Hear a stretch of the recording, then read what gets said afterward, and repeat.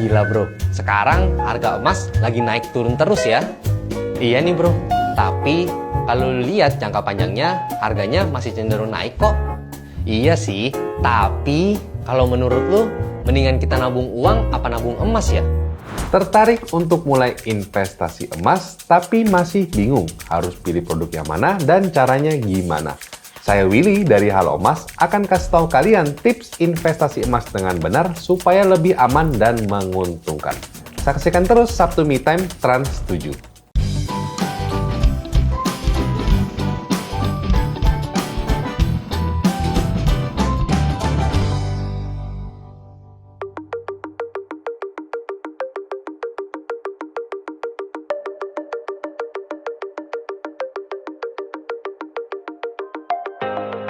Alasan kenapa kita harus investasi emas? Saya rangkum jadi 3 alasan penting.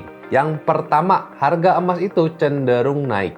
Kita bisa cek chart harga emas 5 tahun atau mungkin 10 tahun terakhir, harga emas itu cenderung naik. Artinya, kita bisa berpotensi untuk mendapatkan keuntungan dari kenaikan harga emas. Alasan yang kedua, emas itu bersifat sangat liquid. Artinya, kalau misalnya kita mau jual emas di hari yang sama, itu gampang banget untuk kejual. Karena memang sifat emas itu sangat mudah untuk dicairkan. Terus yang ketiga, volatilitas dari harga emas itu cenderung rendah. Artinya, kenaikan atau penurunan dari harga emas itu nggak sesignifikan aset yang lain. Itulah kenapa investasi emas dikategorikan sebagai investasi yang beresiko rendah.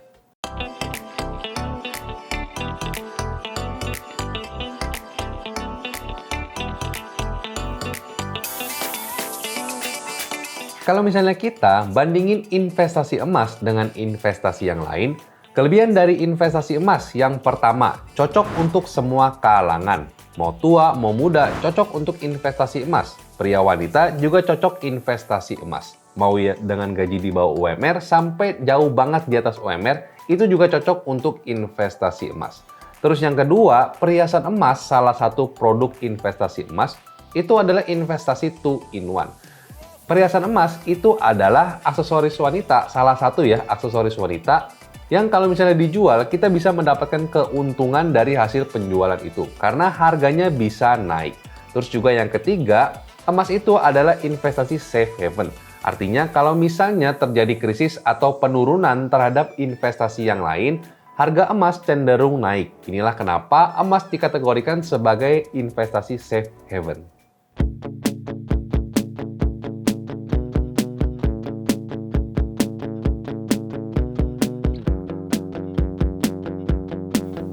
Ada 3 jenis pilihan investasi emas yang mau saya kasih tahu di sini. Yang pertama itu adalah emas batangan. Ini sering banget ya kita temuin. Kelebihan dari investasi emas batangan ini adalah kita langsung pegang fisik emasnya. Artinya resikonya itu kita manage atau kita tanggung sendiri. Bukan kita kasih platform yang manage. Tapi kelemahannya adalah spread dari emas batangan itu ditentuin sama gramasi. Artinya kalau misalnya kita beli emas batangan 1 gram dengan yang 10 gram, spreadnya by percentage itu akan lebih kecil yang 10 gram, akan lebih besar yang 1 gram. Sehingga investasi emas batangan kita, kalau misalnya kita beli yang kecil-kecil, itu bisa lebih merugikan. Terus produk yang kedua itu adalah investasi emas digital. Nah di emas digital ini kelebihannya adalah spread dan harganya itu nggak ditentuin sama gramasi.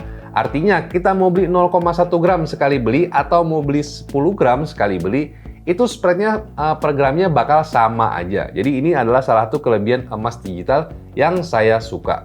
Terus kelemahannya, kalau misalnya kita beli emas digital, fisik emasnya itu kita nggak pegang sendiri. Artinya kita masih bisa punya resiko kehilangan kalau misalnya kita beli atau menyimpan emas digital. Terus yang ketiga itu adalah produk perhiasan emas. Ini adalah favorit emak-emak. Nah, kalau misalnya di perhiasan emas ini, kelebihannya adalah ini adalah investasi 2-in-1. Kita bisa mendapatkan keuntungan dari kenaikan harga perhiasan emas, tapi kita juga bisa berhias diri dan juga meningkatkan kepercayaan diri kita dengan memakai perhiasan emas. Tapi kelemahannya adalah kita tahu lah ya, biasanya ongkos atau mungkin potongan dari perhiasan emas itu juga cukup tinggi, apalagi untuk model-model yang lebih fashionable.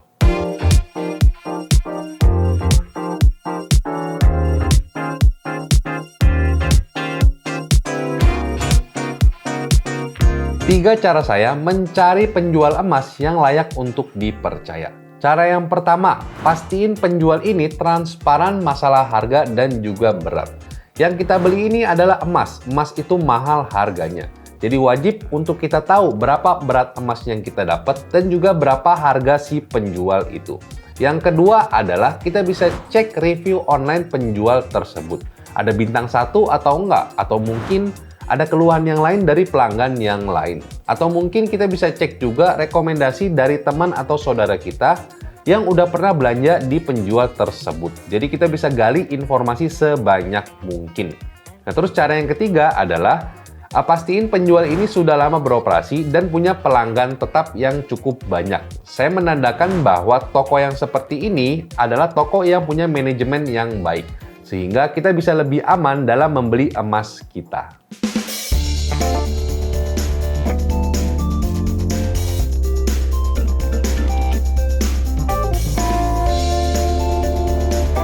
Kalau misalnya ditanya lebih baik mana, emas fisik atau emas digital, ini tergantung sama individu masing-masing.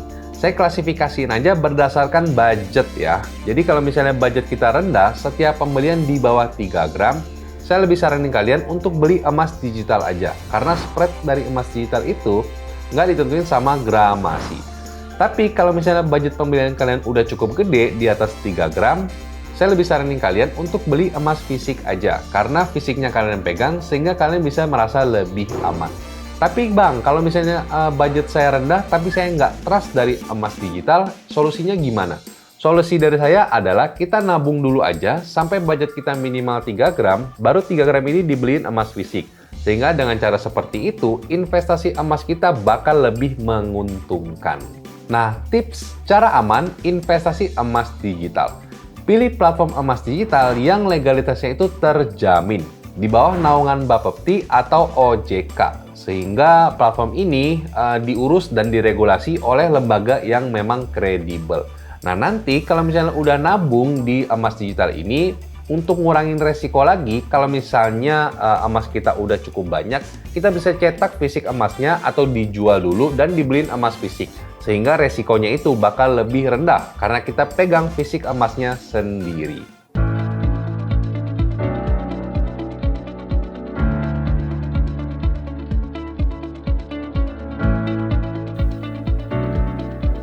Investasi emas lebih cocok untuk investasi jangka panjang. Kalau misalnya kita lihat chart harga emas 5 tahun atau mungkin 10 tahun terakhir, harga emas itu cenderung naik. Kalau misalnya investasi emas dijadiin sebagai investasi jangka pendek, memang di momen-momen tertentu bisa menguntungkan. Tapi menurut saya kemungkinan besar itu rugi, karena memang spread dari emas itu cukup besar.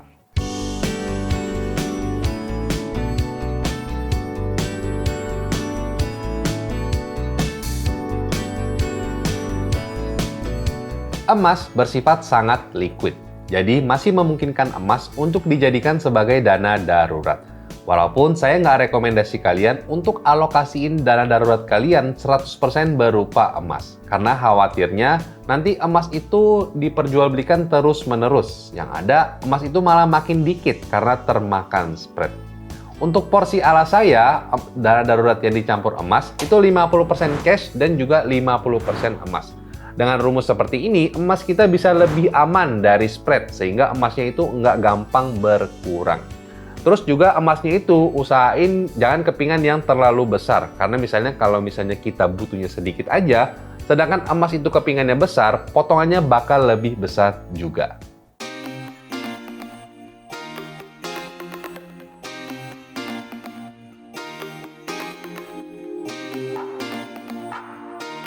Kalau misalnya kita ngomongin investasi, pasti ada resikonya. Nah, resiko dari investasi emas ini, yang pertama adalah resiko kerugian. Kita tetap bisa mengalami kerugian dari investasi emas, karena mungkin harga emas lagi turun. Atau mungkin kenaikan harga emas nggak sebesar spread dari produk emas yang kita beli. Terus yang kedua adalah resiko kehilangan. Mau emas fisik atau emas digital, kita sama-sama beresiko untuk kehilangan emas kita. Terus yang ketiga adalah resiko kena tipu. Mau ditipu penjual emas atau ditipu orang di marketplace, itu bisa banget karena emas itu ada yang palsu.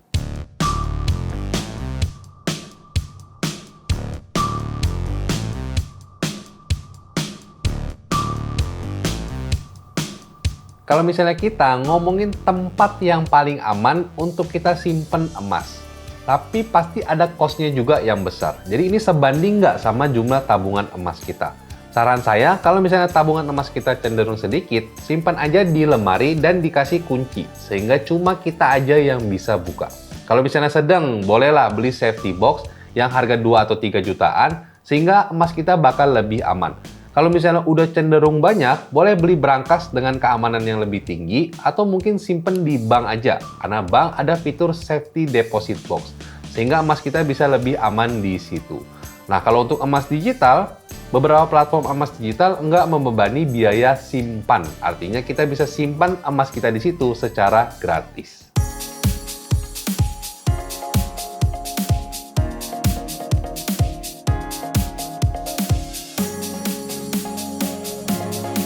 Di masa endemi seperti ini, agak susah untuk kita nentuin aset yang mau kita investasiin. Karena kita tahu ya, krisis di mana-mana, inflasi di mana-mana, banyak instrumen investasi yang turun nilainya.